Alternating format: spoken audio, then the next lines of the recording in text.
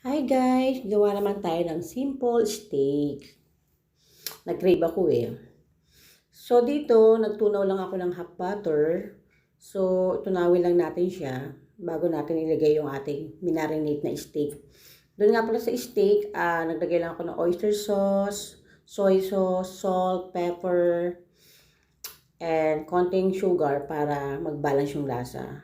Wala akong bawang eh, kaya hindi na ako nakapaglagay na ubusan kasi ako ng bawang. So, sa low heat lang natin siya, then balibalik na rin lang natin siya, and then yung matitirang sauce, ilagay lang ulit natin para mas sticky yung sauce ng steak. So, balibalik na rin lang natin siya hanggang maluto both side. And then pagluto na siya, ilagay na natin yung patatas doon sa side para sabay silang naluluto. And then pag okay na, isunod natin yung Baguio beans para sabay-sabay silang maluluto. And then pag okay na yan, pwede na natin ihain. And ayan na ang ating simple steak. Paborito to ng anak ko. Naku, sila na naman ang diet niya. Kaya guys, gawin na rin. Thank you for watching!